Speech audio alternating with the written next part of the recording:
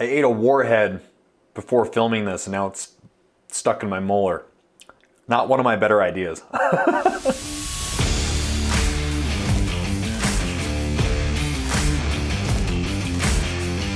All right, what's going on everybody? Coach Braden here with Look Like You Lift, and I'm really excited about this video because a study just came out back in August, so fresh off the press, and it's basically confirming something that I've been talking about for a very, very long time, how exercise is not very effective for weight loss. I know it's probably really weird to hear a strength coach saying that exercise is not effective for weight loss, but it's true, and now we have a study to actually prove it. So what we're gonna go over today is why exercise doesn't work for weight loss and what does work for weight loss. All right, so a study done by Caro et al. Titled Energy Compensation and Adiposity in Humans. I've put a link to the study in the description, but I just want to go over the summary real quick before we get into the video. So basically it says increasing levels of activity may bring diminishing returns in energy expenditure because of the compensatory responses in non-activity energy expenditures.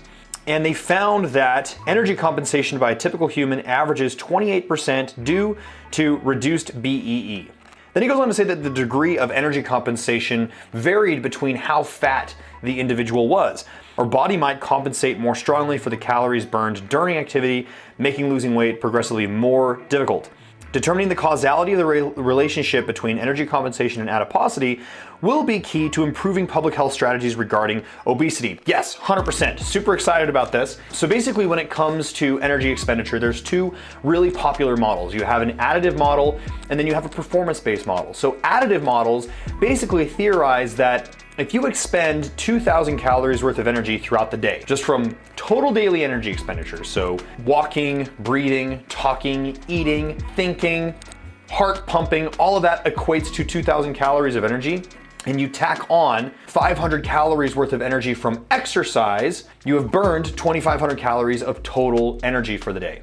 That's the additive model. The performance model was made popular with high intensity interval training, which basically theorized that you burn calories during a bout of high intensity interval training, so 10 minutes of sprinting, and then you have the afterburn effect where you burn a lot more calories through your basal metabolic rate 36 hours afterwards. So that's the theory between additive and performance-based model. Now we understand it's a little more complicated than that, and now we have what's called a compensation model. So these test subjects, 1,700 test subjects, were asked to exert energy during a bout of exercise, and they measured their BMR before the exercise, during the exercise, and measured their BMR after. Real quick, basal metabolic rate is basically all the energy that you expend from just surviving, the energy that you need to survive. So if you were to just lay on your bed all day long, and the energy that you expend during that period is your BMR. So they expended energy during their exercise, and what they found was their BMR after they finished working out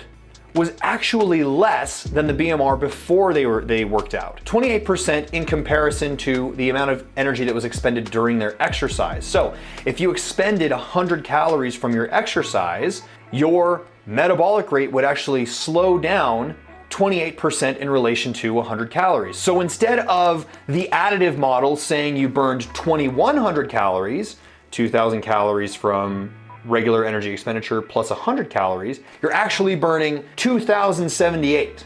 Now this is just with 100 calories, but you can imagine how significant this would be if you thought you were burning 500 calories from exercise. You may have burned 500 calories from exercise, but now your metabolic rate has slowed down by an additional 140 calories. So in total, you've only burned 360 calories for the entirety of the day. Now, they took this study one step further and they wanted to see if the compensation differed amongst leaner individuals to fatter individuals. And what they found was the more fatter individuals, those who were overweight or obese, actually compensated more by up to 50%. So if you burn 500 calories from exercise, your metabolic rate would slow down 250 calories worth. And that's pretty significant, guys. First off, I think it's awesome that they gathered such a huge data set, 1,700 individuals varying in shapes and sizes, and they were able to gather this kind of data because this is gonna really help us understand caloric expenditure moving forward. So this additive model and this performance-based model are pretty much debunked. I mean, they've been debunked for a while, and I knew this for a long time. I just never had a study like this to kind of back it up. For years, I've said that exercise is not the most effective way to lose weight.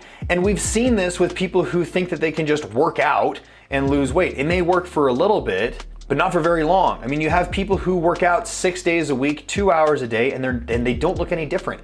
Go to any gym and just keep an eye on the regular people that go into that gym, and then take a look at what they look like a year later. They don't look any different, but they're working out. One other thing I want to bring up is I've seen energy compensation in my own dieting experience. I've made really big mistakes when it came to dieting, and one of those mistakes was trying to use cardio and additional exercise to try to get myself into a bigger deficit. Really, what this came down to was just an unrealistic expectation of how much weight I could realistically lose. And I shot myself in the foot with giving myself an unrealistic deadline to lose weight. By the way, don't do that. But anyway, so I would add an hour of cardio in the morning, a training session later in the day, and then an hour of cardio after that training session. So 2 hours of cardio per day. And you would think I would burn an additional 500, 600 calories from those 2 bouts of cardio. But actually what happened was my daily energy suffered. So I had energy to get through my cardio sessions, but my energy throughout the day was rock bottom. I didn't want to move off the couch. I didn't want to walk up the stairs in my house. Like, I wanted to stay put and not move. I also noticed that my body temperature was actually starting to drop. My heart rate got down to like 34 beats per minute. So yeah, my heart was beating once every 2 seconds. It was that bad. But I recognized compensation occurring in my own body. On the flip side, on the days where I took a day off of training and a day off of cardio, I had all day energy. My energy was high. So noticing that the biofeedback between the 2 different days was a huge testament to the data that was gathered from this study. Is you may expend calories from your training session, but you're going to compensate for that extra energy expenditure in your own daily activity. And if you think about it, this does make sense from a survival standpoint. You know, back 10,000 years ago when food was very scarce, we didn't know when we were going to get our next meal. If we overexerted ourselves in attempts to find more food or to run away from a saber-toothed tiger, it would make sense for the body to regulate daily energy expenditure down to conserve as much energy as possible to make up for the energy that was expended during that bout of extra activity. So it just makes sense from a survival standpoint that your body wants to have homeostasis, and if it notices that extra activity has been expended, it's going to conserve as much as it possibly can. Now, I don't want to blow this study out of proportion and saying that all energy expended from activity is compensated in metabolism. That's not true. You still have a net positive expenditure, but it's just substantially less than what you initially think, especially if you're more on the heavy side. All right, so how can we interpret this data moving forward? Well, number one, we understand that exercise is not the most effective for weight loss. Does that mean that exercise is not important? Absolutely not. Exercise is fantastic for heart health, for overall biofeedback, just feeling better, having more energy throughout the day. And in fact, me being a strength coach, we use dedicated barbell strength training for people who are 60 years old all the way down to 20 years old, because if we can dedicate exercise into building more muscle and building muscle as efficiently as possible, that alone will increase metabolism and increase caloric output over time. So yes, there's several benefits from strength training and exercise, but should it be used as a tool for weight loss? Probably not. So that's the first thing. The second thing is you should not be paying attention to these calorie trackers that tell you that you're burning 500 calories, 1,000 calories in a workout. You're definitely not. These calorie trackers are notorious for being extremely inaccurate and not giving you very good data.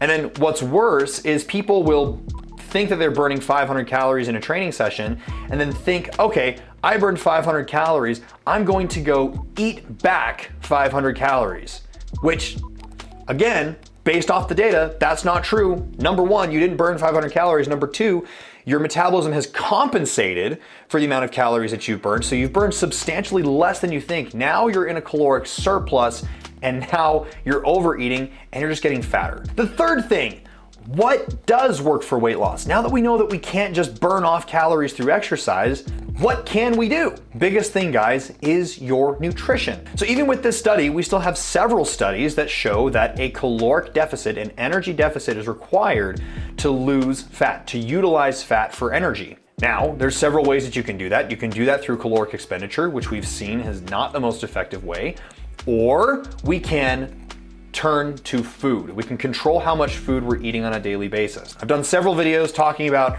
the proper way to get into a caloric deficit, what too much of a deficit will do. I'm making more videos later talking about the most effective ways to get into a deficit. But guys, at the end of the day, we kind of already knew this, that controlling your diet is the most effective way to lose weight. You can't cheat the system, you can't cheat a crappy diet and think that you can use exercise to lose weight, as we've seen. So now that we've gone through that, let's say that you have the goal to lose weight. You want to lose weight right now, and right now you're doing an hour of cardio and an hour of working out, or you're doing a boot camp style class.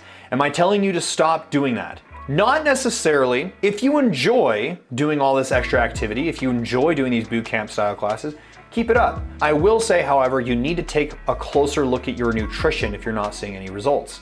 Now, if you don't enjoy doing cardio and you don't enjoy these workouts and you're doing them just for the sole purpose of trying to lose weight, good news, you can stop. In fact, stopping is probably going to give you more energy throughout the day and going to give you better results by just controlling your food.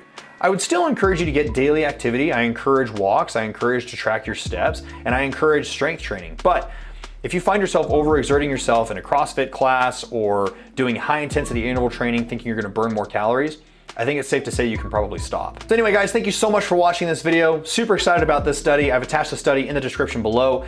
If you have any questions, shoot them my way, and we'll see you in the next video. We'll talk soon.